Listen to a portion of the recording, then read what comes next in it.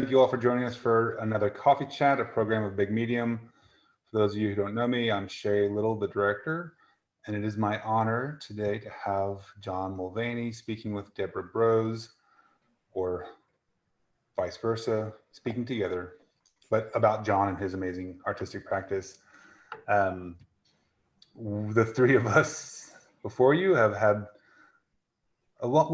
I'll just put it this way: we've known each other for a long time, and I think today's conversation will be really interesting for the history that Deborah and John have had. We formerly were part of a group that made a magazine that talked about the art community here in Austin, and I feel like there's room for us to do it again someday. So I'll just thought I'd prime the pumps for this conversation. All right, on that note, take it away. Thank you both for being here. Thank you all for being here. Enjoy. Thank you. I was kind of hoping that when he was introducing us, I was just going to burst out through a beaded curtain. We could have planned that, but I don't think. Maybe he can fix it in the edit. Yeah, there you go. I think everything is in the editing for this one. I guess thanks for doing this first. You're welcome. It's so great to see you. It's very good to see you too. And I'm just gonna have a disclaimer that when I agreed to this, first of all, I thought October 8th was a Saturday, not a Thursday. I also knew that it was at 11 a.m., but I forgot about Central Time. So it's much earlier here, and that's very disappointing. But I thought it would be worthwhile to get up early and have this chat with you. Well, thank you so much. And thanks for getting up out of your into your LA Zoom box at this early hour. Yeah, I mean, it's practically like still dark here. Is it? No, it's just cloudy today. I have my coffee, so let's chat. I have my coffee also in this Ryan McCurley mug. I would like to. Early plug. Plug. Support our local Austin people. I guess. All right, let's get into this. Let's get into this. I do want to say, because I don't think Shay said it, but for people who are watching, there's like a little box at the bottom where you can ask questions, and I'm going to try to keep an eye on that. So if you type a question in, people of the internet, I'll ask John your question. Probably. No guarantees. All right, so first as well, yesterday, when I was promoting this on Instagram, this event, I guess it's an event, I said that we would be discussing the following topics. I'm quoting here: animal husbandry, cult leadership, alien anatomy, debate etiquette, and amateur taxidermy. The Big Medium legal team has advised me that we're not going to be talking about any of those things. So I just wanted to make that clear. So those of you tuned in, waiting for those topics, we'll pause for a moment to let you leave. I want to let everyone know that before this chat started, I had John's children release a number of flies into his studio. So if you see one land on him for any period of time, just know that that was my doing. Fix it in the edit. Fix it in the edit. I'm going to talk a little bit about how I know you. Okay. So way back in 2005 is when I met John. I moved to Austin at the end of 2005 and saw a call for artwork on Craigslist, of all places, and then sent in application materials to a place called Shady Tree Studios, and I ended up being a part of this show called The Karaoke Show, which was artists creating a responsive work to the work of another artist. And then it all culminated in a big event that actually had karaoke. And it was in a really weird, dark warehouse space. And I had only corresponded with John through email for the time that I applied for the show. We corresponded through email, but at the drop off, he wasn't there. So I hadn't met him until the night of the event. But when we ended up meeting, finally, I think we just ended up really hitting it off. I think maybe we'd known each other for a month or so when you asked me, you said, you were like, hey, do you do any writing? And I was like, yeah, I do a little bit of writing. And that's when you told me to, or asked me to be involved in the aforementioned magazine that Shay brought up. And so in the following years, me and you and Shay and Sean Gallagher and other folks spent a lot of time staying up all night. So I think we've all seen each other at probably our worst. Yeah, we kind of looked like this. Yeah, we looked, I think we looked younger, but we looked worse. Yeah, I think that's fair. And so, yeah, so that's how we met, and it's been a long time now. It's unbelievable to me. It's been, I'm like, I've seen so much happen as far as like, I met you in 2005, which is nearly 15 years ago. You have like near teenage children now, which is just really baffling to me. I know, yeah. Yeah, we've been friends for a long time, and did good. That art magazine was a big part of our relationship, for sure. But even when Cantanker finished, we were still good friends, and I'm so glad of the opportunity to talk with you today. And I'm gonna come over for tacos later. All right, good. I make just great tacos. I'm gonna need some sustenance after this is over. But okay, let's get down to business. So I think first thing, what I'm gonna ask you, it's fall. And so for all the artists in Austin, the thing that's coming up is, well, East Austin Studio Tour, which is a little different this year. So if you wanna talk a little bit about what you're doing, what's happening for Studio Tour, and make sure to tell people when it is too. Yeah. First off, I don't know when it is. Nobody knows what day or time it is. All that doesn't matter anymore. But this time of year, usually we I'd be deep into preparation for East. Really looking forward to the studio tour. I think I've done 15 studio tours. So it's always just like the time of year we are getting geared up and getting excited about it, and the catalogs and the books are about to come out, and you can just see all the events lining up, and it's just such a brilliant time of the year. It's like Christmas for artists, just like it's just such a brilliant community event. This year it's going to be a bit different, it's going to be a lot different being an online event. But I'm still really looking forward to it, regardless of whether it's online or not. I've kind of embraced the online world for now. And I think it'll be an interesting way to just have this experience when we can't all be together in person. I think what has been interesting for me about everything having to be online is all of a sudden everything's accessible to everyone, like no matter where you are, yeah. which is really awesome. Like there's so many, it's great to have people in your studio in person most of the time. But yeah. I think that having to go online has just opened up this world of actually getting to go into people's studios that you never would have been able to before. And you have already had a little experience with this since you had your own online show already. What month was that?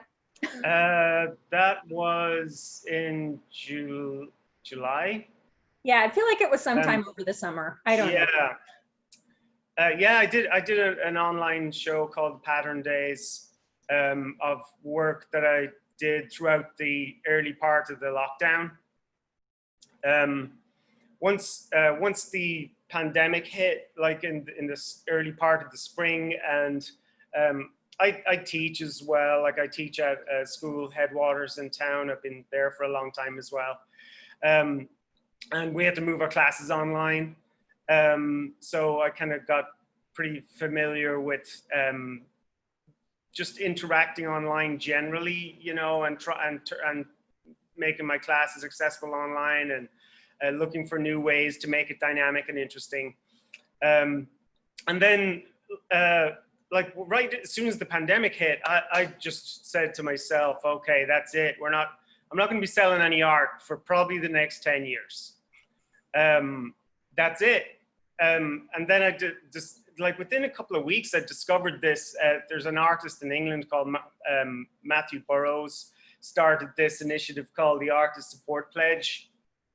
And the idea with that was that he set it up so that it was on Instagram.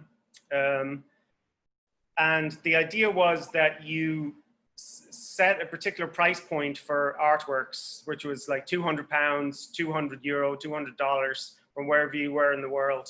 And the idea was that you post work for that fixed price online, and when you hit 5 sales, like $1,000 or whatever, you would buy an artwork from somebody else who's involved in that pledge as well. And so I decided, like, it was only up and running for a couple of weeks, and I thought I loved the idea of it. So I did it, and like within a week I'd sold my first 5. So I was able to reach out to an artist who, a friend of mine I knew in Hawaii, Wendy Kawabata, and I bought one of her pieces and suggested that she do it. And then she started to do it. So before I knew it, like I was like in this mode of, oh, there's a new, you know, the internet's been around for a while, you know, since it's been more refined since Al Gore and released it from his lockbox. But this is, you know, my thought about it was that this is kind of how the internet was supposed to function, you know. I got to connect with lots of other artists throughout the world, mainly in England and Scotland and Ireland, and started selling a lot of work through that. And it was just such a great thing to get involved in, to be able to have a focus for creating work, selling it online, meeting other artists, connecting with them, and the sense that it was another way of building a community, kind of a nicer internet. Yeah, for sure. I think, and one of the things, because you told me about it early on when you started doing it, I think you just shared some of the posts with me.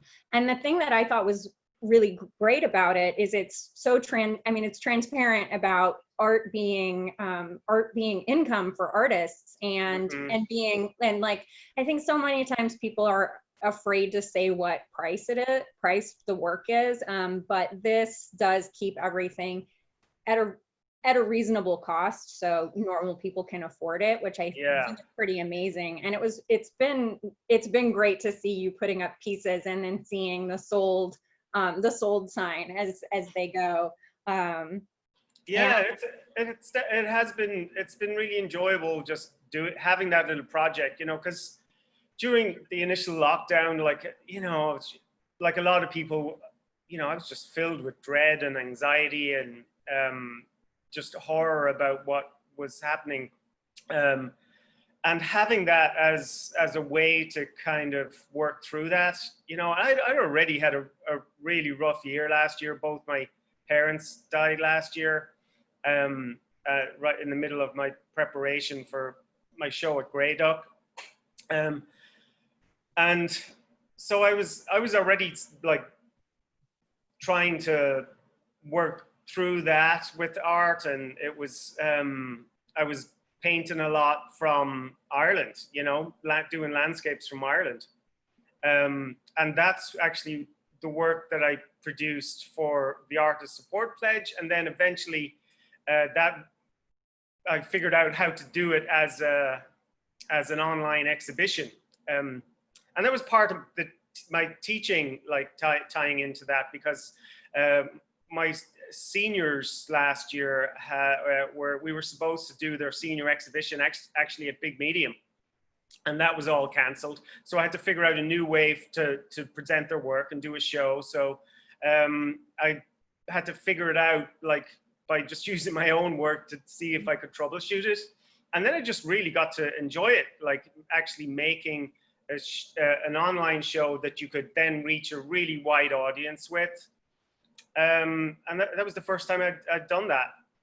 Yeah, I think I mean, the presentation of it, I think you really did well with it, as far as you could tell the scale of the paintings within the online exhibit, which I think, you know, I've seen some where it's a little difficult to tell what the sizing is, but the way you had your setup, it was very, almost, you know, like doing a bit of a walkthrough with like seeing your actual work and like the order that you would want it presented in. I think that went over really well. Is that still available to view at all? Yeah, it's on my website. Like it's weird like doing an online show, because with the start and end date, you know, like we do in the real world. But it's available like archived on my website. Right. I think, you know, it sort of becomes the matter of how we used to just archive everything in photography. You can archive an online exhibit and it just is going to live how it's always lived. Yeah, and forever. I mean, you still have to do the same things as you would do for a show. You know, you have to curate it, and you have to make all the stuff first and make it coherent and make it connect. And just the practical part of it, of just being able to figure out the technical parts of it. You know, I'm not a big technical person, Deborah. I'm not. I know. I saw your headshot. It looked like a screenshot someone would take of them looking at a Zoom. Yeah, like when I first started teaching my classes, it was all like this. Is this on? Can you see me? My students are familiar with that. There's a few of them here today. And they're nice enough not to laugh at you, right? They laugh when it's appropriate. Right. Oh yeah, I'm sure because students always only laugh when it's appropriate. The great thing about Zoom is they can just turn their mics off. Right. Yeah. Well, I think that, I mean, I think just going back a little bit more to the work that you've been making for the Artist Support Pledge and for that online show, just seeing, having known your work for a long time, I thought what was really interesting about the progression of what happened inside of your work through that show and through this whole year is that in the past I'd seen you work a lot with the figure.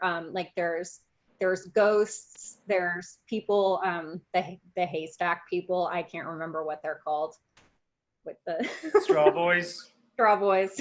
I call them the haystack people. And then also just all these representations of houses or places where people would be and would gather. And then it seemed like, and I know that a lot of this, it's really interesting to me how previous to the pandemic, with the death of both of your parents and spending all that time in Ireland, and then kind of having, I mean, even just seeing on your Instagram while you were in Ireland, photos of these like strange empty forests that remind me a lot of the forest that I grew up in Missouri, and kind of like wandering around and seeing these like little remnants of humans, but there's no people around at all. And so it was interesting to me to see how the work turned so much more to landscape and sort of obliterated all these really concrete representations of the figure.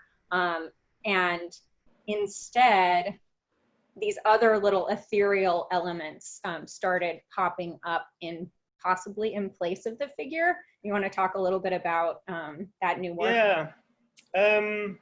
Yeah, that, like when I started doing those, like last year I did a show called Secure the Perimeter at grayDUCK Gallery that had where it was sort of like landscapes from my neighborhood, but it was more figurative, like more, you know, there were a lot more signs and indicators of humans in one way or another.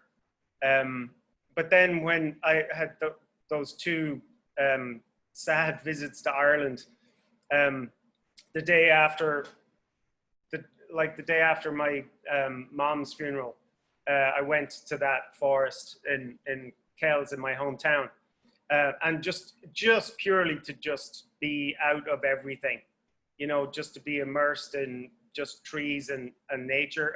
I wasn't thinking about it as art or potential for art. It was just a way just to be away from everything. And just do it, just had this really, like, it was a really sort of profound experience, just having that time,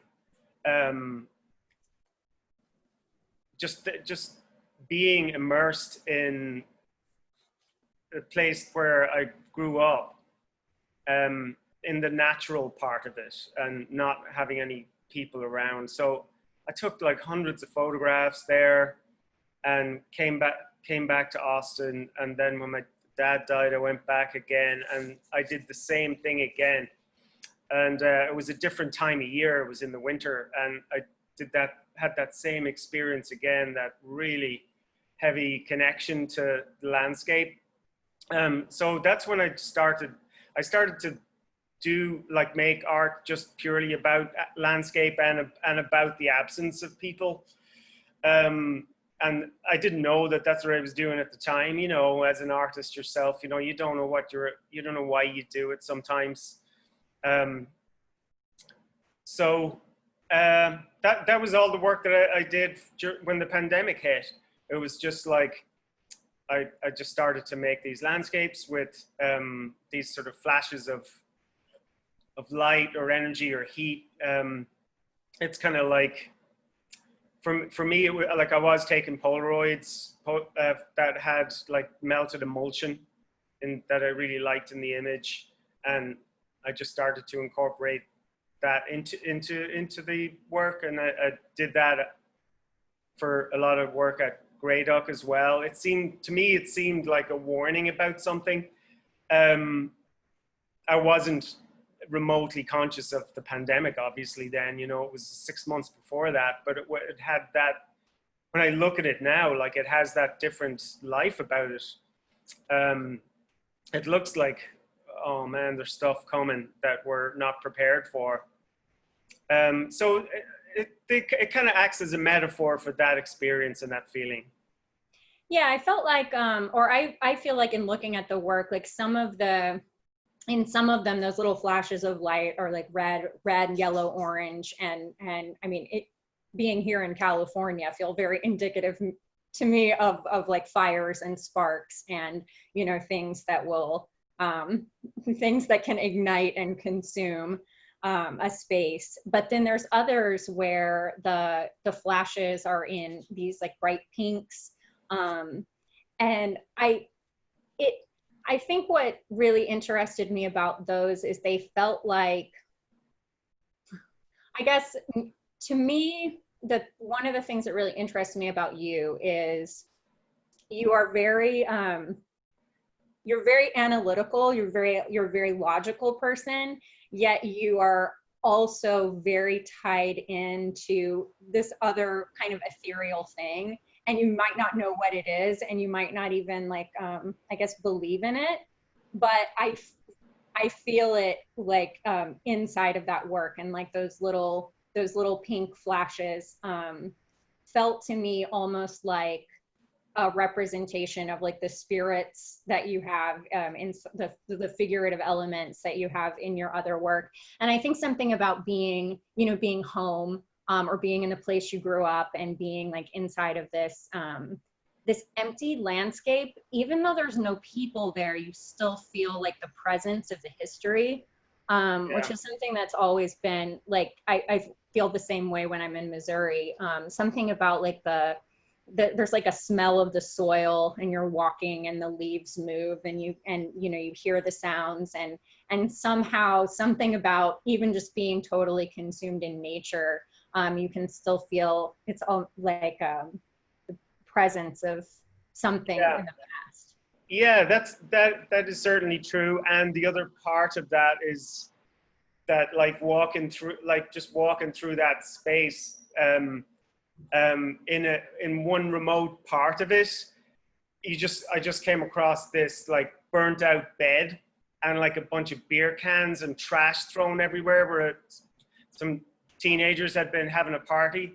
And it was like, that's, you know, and your first thing is like, oh man, you know, and then it's like, well, yeah, that's another indicator of people and what the ghosts of an experience. Yeah, I think I mean, it's almost like you can, you know, the story, like the story of humans is still inside of all of those places. And I think that it's really interesting to me how you've maintained the ability to like show the human presence without any human presence at all. And it's interesting to see that pathway through your work of it becoming less and less representative in some way, or less clear, like, you know, here's some historical figures. I know that you had painted in the past a lot from like photographs of your family members, ancestors. Right. And like part of that as well is like I am a very sort of analytical person in a lot of ways, and like I don't believe in ghosts except in my paintings, but at the same time, like with those paintings that I was making, I was really conscious of wanting it not just to be something about my personal experience, but something that was a shared thing that other people could interpret in their own way. Like that was one of the great things in the studio tour is when people come in and talk to you about work that you're doing, and they have their own interpretation of it that's entirely their own. And I love that. You know, it's like when, you know, people singing, you know, if you're singing a favorite song in the shower for years with all the wrong words, and it's still, but the tone and meaning of the song is still personal to you, even if you've sung the wrong lyrics. Right. You know, that was the analytical part of what I was trying to do, was make it accessible to other people in a way that they could relate to it in their own way. Rather, because, you know, we're all having this profound experience with the pandemic, like raising our children in it and having to learn new ways of existing as humans and existing in community with humans, that and in the context of just this horrendous, I'm not saying anybody's name here. I don't think anyone's name needs to be said, but yeah, it's definitely there's the context of it from the top, like the man with the fly on his head last night. Right. I think there's been a those people. It's been a trying and difficult time, and it sort of it seems to be continuing to grow into a, you know, while some things are resolved, it still becomes like more trying and more difficult. Yeah, it's metastasizing. It definitely is. But I do think seeing people be like able to produce work during this time, and also just seeing work that's not necessarily political, but it still somehow just like encompasses these, like you said, you know, you want to make it, it's accessible for everyone. So like maybe they have the wrong idea, you know, they're singing the wrong lyrics when they're looking at your painting, but it's still meaningful to them. And I think having that concept that a lot of us, many of us, most of us still want and need the same things. Yeah. And so, I don't know. Yeah, and like these, I'm doing these during the initial part of the lockdown, when we couldn't get out very much. In the early morning, I used to go out on my bike and bring the kids out on the bike trail. And that was such just like it became such a necessary part of the day, just the pleasure of just being out and moving in a landscape of some kind where you have some connection with nature, and even just seeing people pass by with their masks or whatever, it became such a big part of the day. And like the bike trail runs along the railway tracks close to where we live, and so you'd be riding your bike, moving through this space, and then suddenly I would see something about the trees and the light and the railway tracks made me stop. And I don't know what it is, you know, you just stop and you're like, holy crap, what was that? And then you take out this computer from your pocket and take some pictures, you know, and I took so many pictures of the railway tracks, and something about that, and I had no idea what it was, but going home and then going in the studio and looking at them and doing drawings of those railway tracks and the landscape, and then eventually them turning into paintings. That's how you kind of discover what it means, what that moment of memory was. And painting and art making generally is a way of slowing down like your experience of memory, which is like really what our lives are, is just our memories, you know. The thing that we call our lives is us remembering all of the things, the events and people in our experience that makes up this thing that we call our human experience in our life. So painting and drawing and the slow process of sort of figuring that out, even just the technical part of it, how do I make this thing? And then why am I making this thing?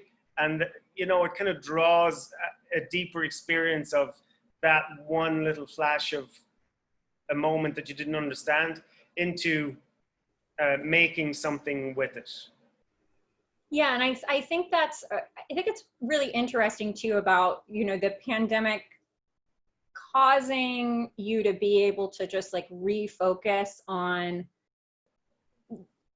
the need to be outside and connected. I almost feel like, you know, pre-pandemic, it's like, okay, you're in your car, you have to go teach school, you have to deal with your own kids, you have to take them to whatever it is they do, I'm sure something.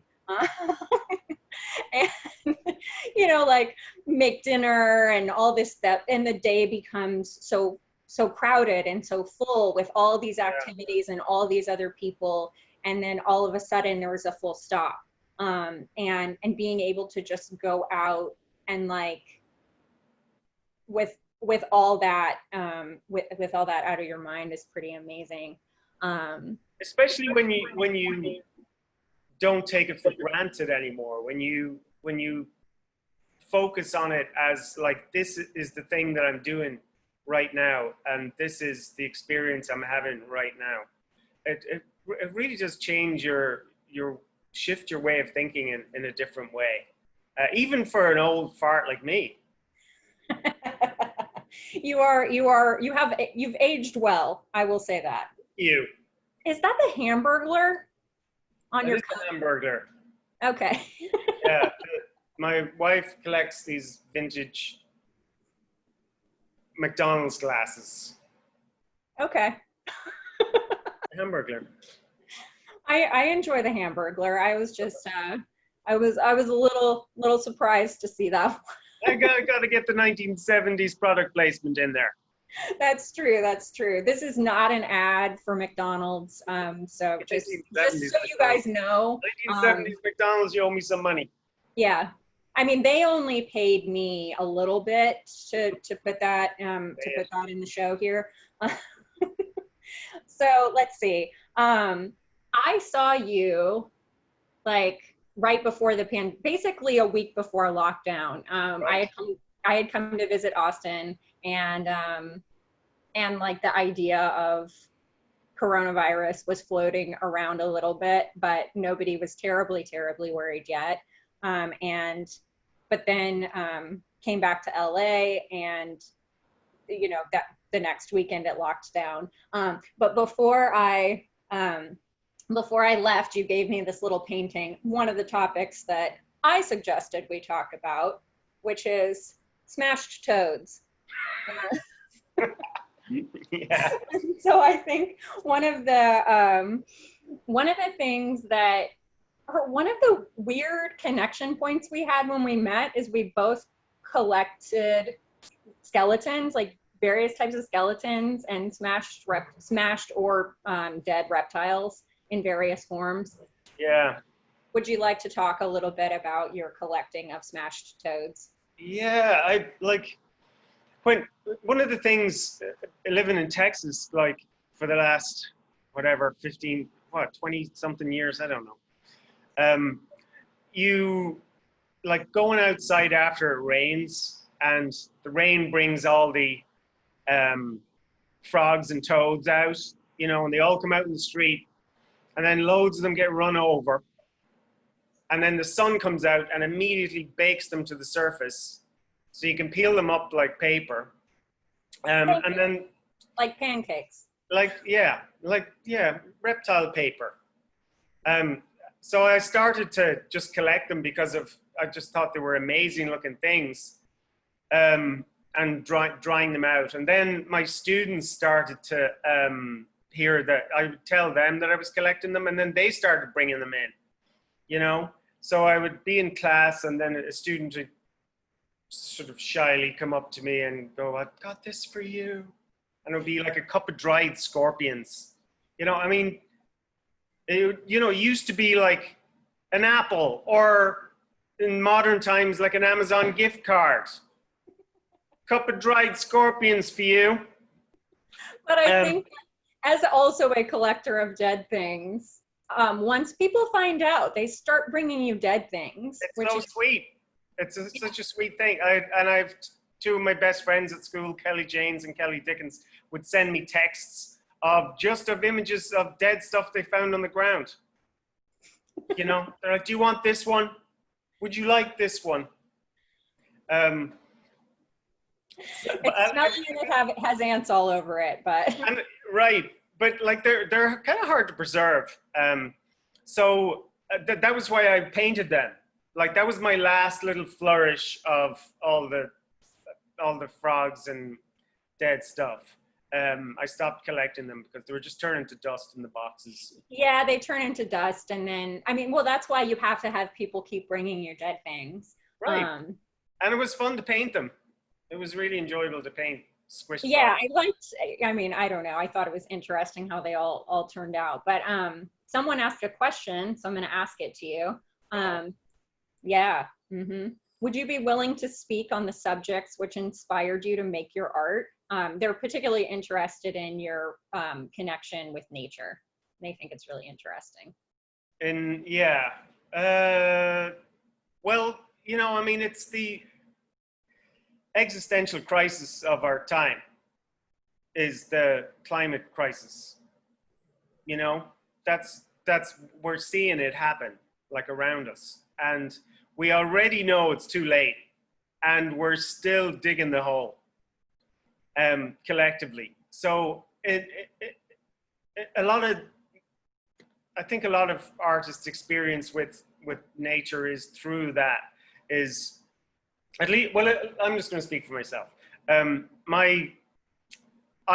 really am really conscious of how incredibly privileged we are to see and live in beautiful places where you have access to nature and get to be in it, and not just be somebody who's something that's outside of nature. Like humans are just like see nature as the backdrop to their picnic or whatever it is. Like we are part of this, and that's really like what the origins of where the coronavirus, when the wet markets have been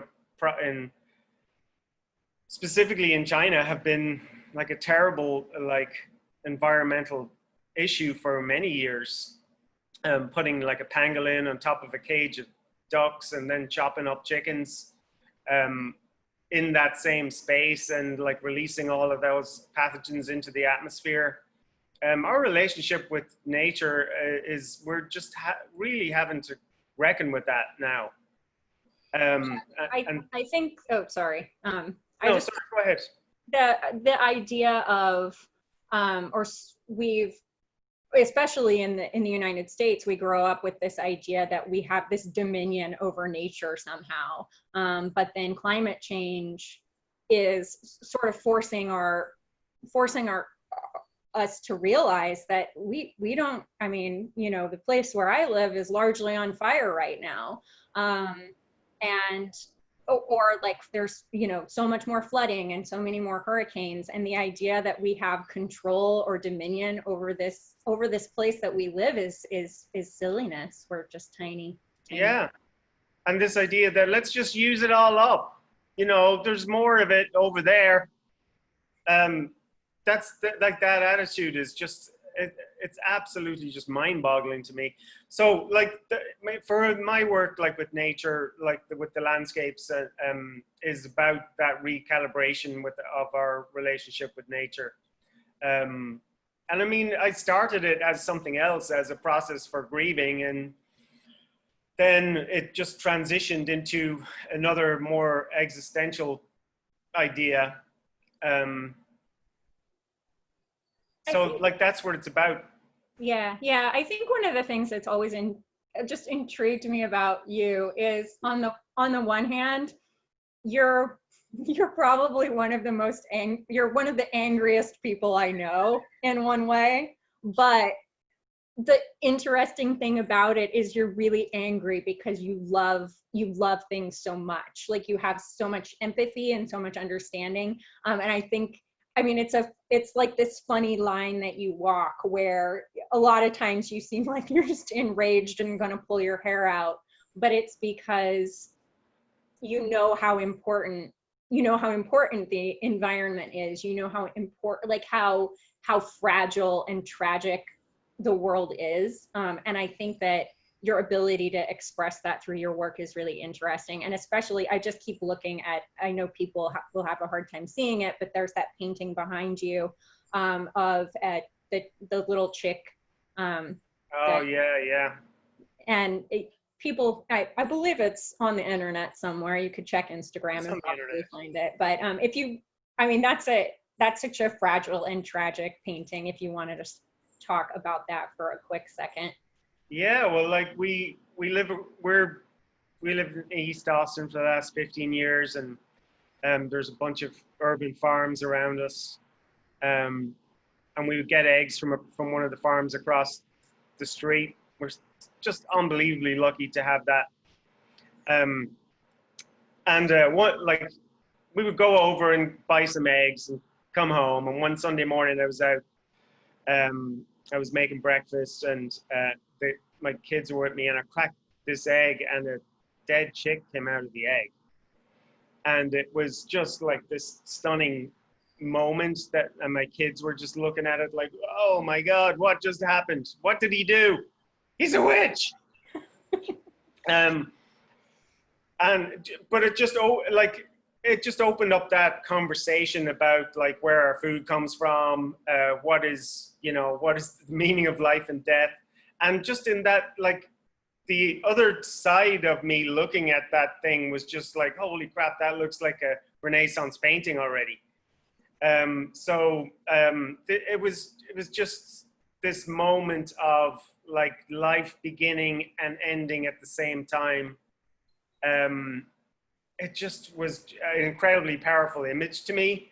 And just taking it from at that tiny little scale and making it really big was something. It just seemed something that was really important to me. I think it's something about that.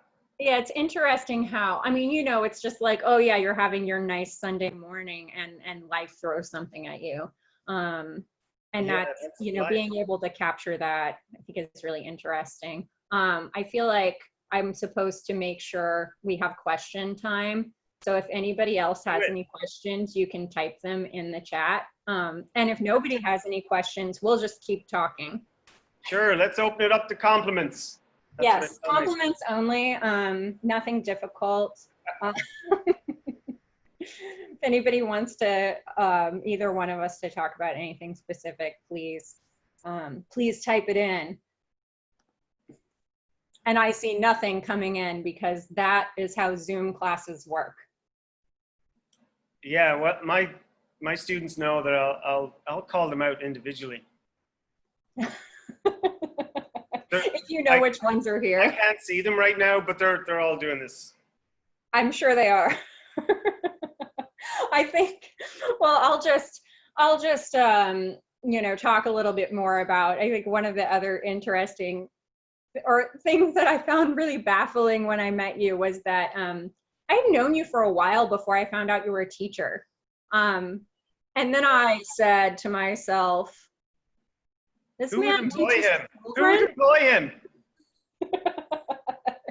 I think I had known you in a slightly different context, and and so since that point, since finding out you were a teacher and wondering how that could possibly happen, I'd actually been in your classroom a couple of times when you were teaching and seeing, and I mean, it's just really, it was really amazing to watch you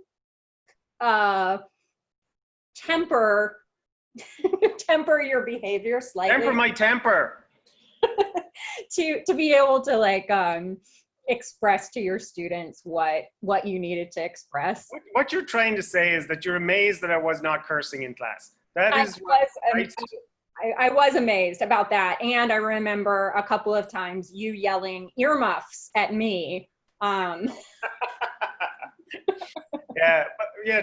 Well, like teaching I've been teaching for 20 something years. It's like it's a huge part of my life, like as an artist, you know, working with teenagers, especially, like just being able to that moment of like when you're a teenager and you're rediscovering art, you know,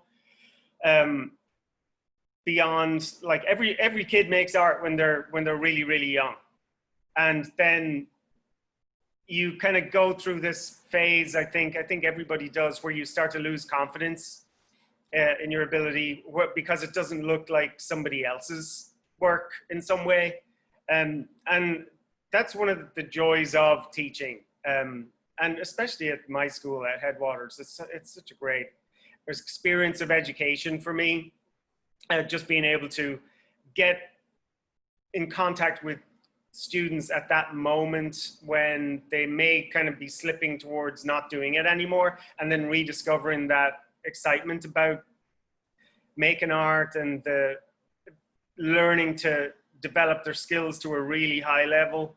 I've had some just incredible students who are like way like better, skillfully better than me, but just who you can kind of have this shared experience of learning about the world.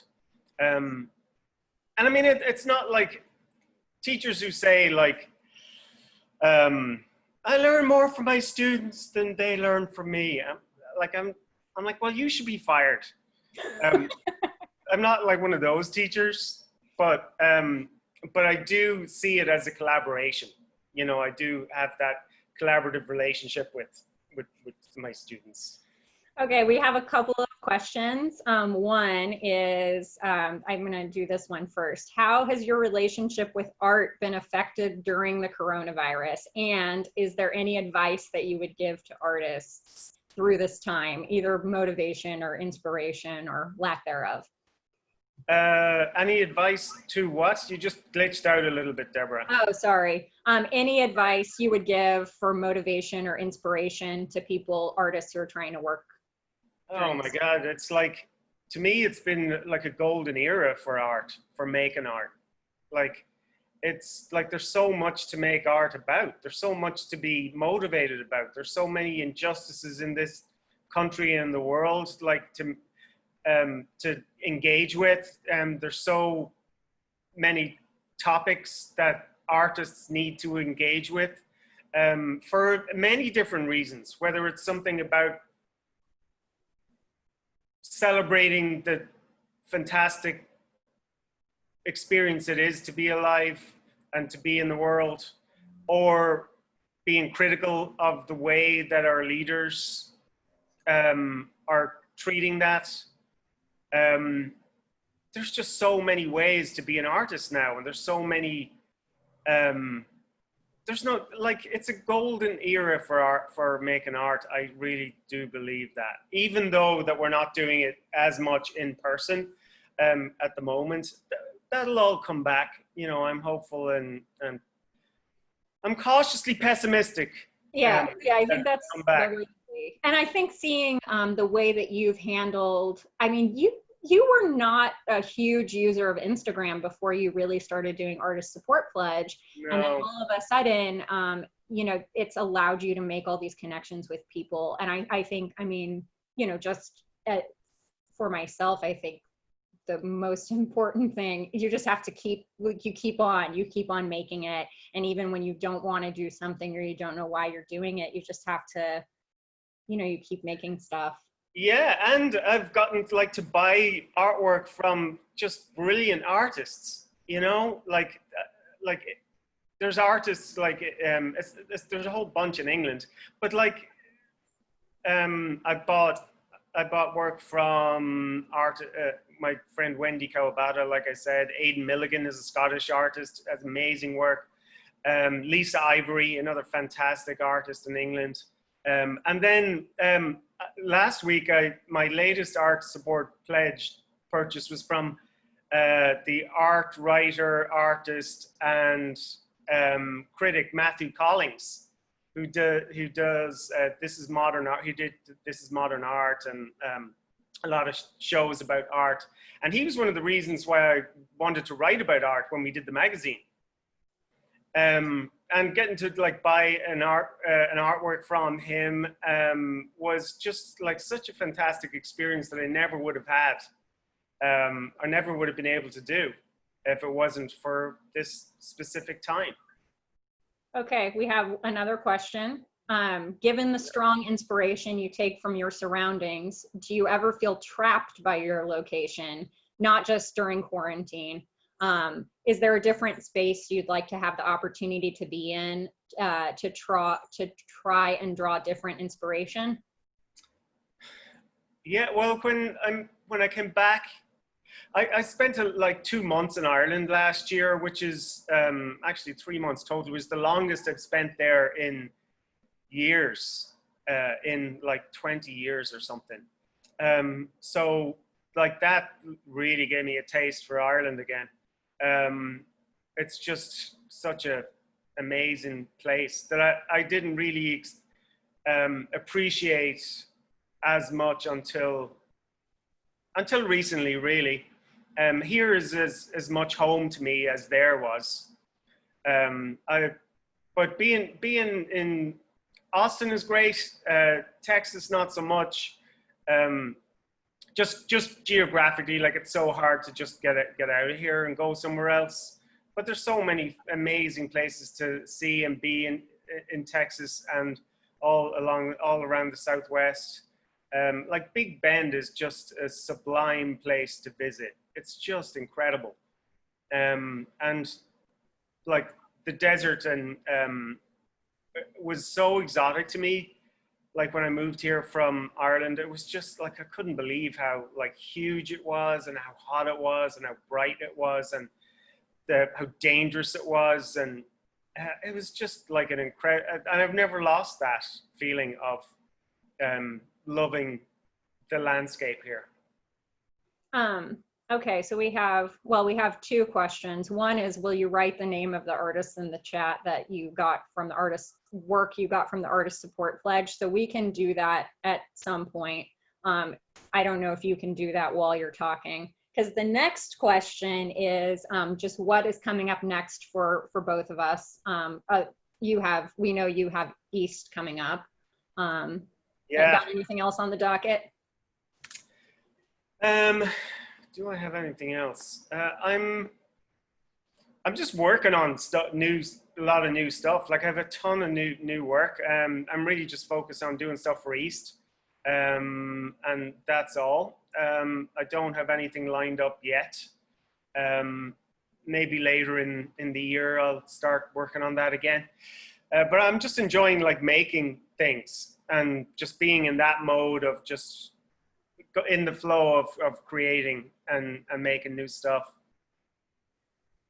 That's cool. I mean, I'm not in Austin, but so I don't get to do. We miss you, Deborah. We miss you. I know. I do miss studio tour. I mean, just like listening to you talk about how interesting it is to have people. There's sort of the just everyone, the public, come in and like look around your studio and make comments about what you're doing. I think is pretty amazing.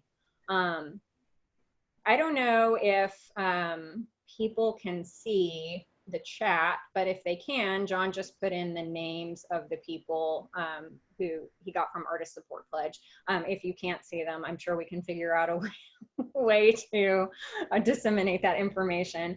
And then let's see, I was gonna say something else too. But, what are you doing next? What are you doing? Oh, what am I doing next? I'm, so I have it'll be a 3-person show coming up in January at Paradigm in Philadelphia. So I'm working on new work for that. Hopefully,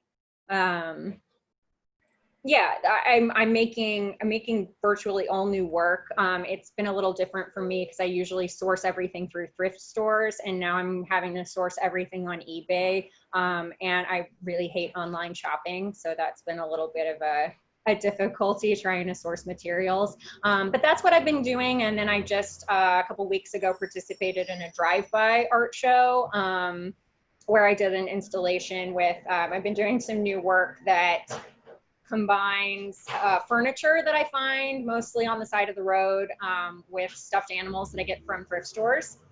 And so, yeah, so that's what I have been working on. I've moved into a bigger studio recently and promptly filled it with like old stuffed animals and gross furniture. So that's been a relatively new development. But yeah, that's what I'm up to. And it looks like another question just came up. Just a thank you. And also Kai says, you're a great artist. Thanks, Kai. I'll see you later. Let's see. Oh, guess what? It's 9:59. Does anyone have a final question that they want to say before? Nope, everybody just said they enjoyed it. Thanks, people. Yeah, I enjoyed it too. Thanks everybody for listening. Thanks to Big Medium, and thanks to Deborah, and thanks to everybody who supports the arts generally during this time. Yeah, thanks everybody. It was good to see you, John. Good to see you, Shay, who is listening but not. He's pulling the strings from above. Yeah, listening but not viewable. Yeah, this was really nice. Even though it was early, I made it through. Thanks so much. I'll see you soon. All right. Thanks, everybody. Bye.